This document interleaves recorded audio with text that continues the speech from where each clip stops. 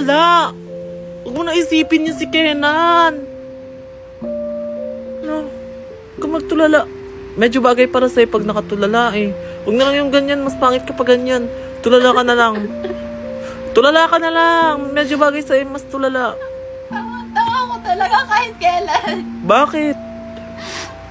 Hindi ako umamin kay Kenan na gusto ko siya. Ngayon mo pa na-realize, tanga ka naman talaga.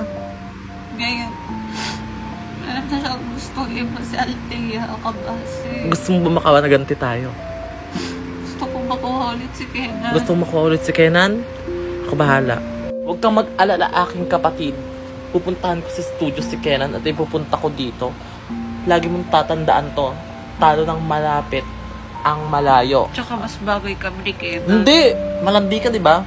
Talo ng mas malandi ang totoong mahal. Tandaan mo yan, ha? Oo. Punta na ako doon. Diyan ka lang, ha? Pag umalis ka dyan, tingnan mo. Ipapashipping ko si Kenan doon sa... Papunta doon sa Althea na yun.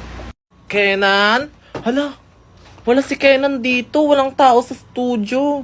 Tanong ko nga sa labas. Kirby, nakita mo ba si Kenan? Hindi eh. Umalis kasama ng kambal. Pupuntahan daw nila si Althea ba yan? Sino Althea? Hindi ko nga kilala eh.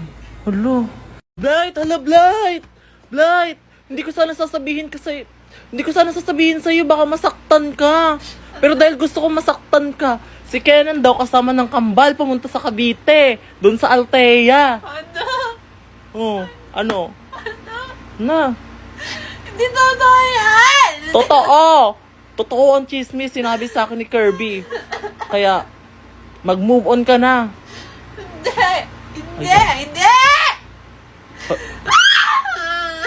Ayan, bagay sa'yo pag sumisigaw. Ganyan lang.